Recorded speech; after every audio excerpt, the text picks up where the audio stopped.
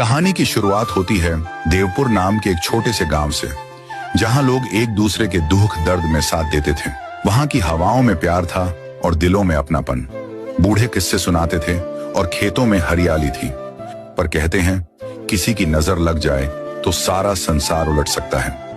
एक दिन गांव के पास की काली पहाड़ियों से निकला एक लकड़ी का दैत्य, जो खुद को कहता था तुम सहूर। उसकी आंखें अंगारे जैसी थीं, उसकी सांसों से धुएं की लहरें निकलती थीं।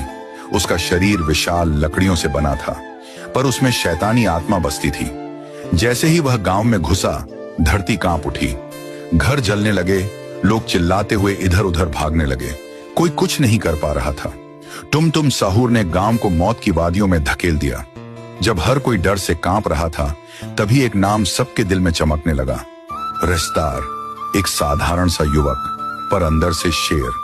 गांव के लिए वो भगवान जैसा था।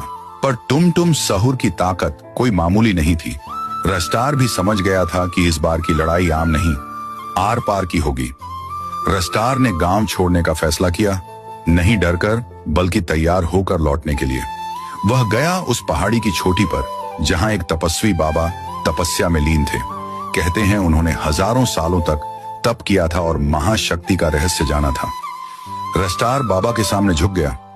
रेस्तार, बाबा, मैं गांव की रक्षा करना चाहता हूं, पर मेरी शक्ति कम है। मुझे वो शक्ति चाहिए जो तुम साहूर को खत्म कर सके।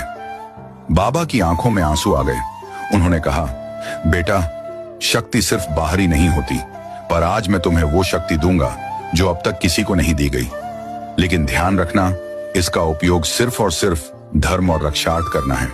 गांव में दूसरी बार हमला हुआ। तुम साहूर इस बार और भी बड़ा और भी खतरनाक होकर लौटा था। उसके कदमों से जमीन फट रही थी। लोगों की चीखें, जलते घर और आसमान में उड़ती राख।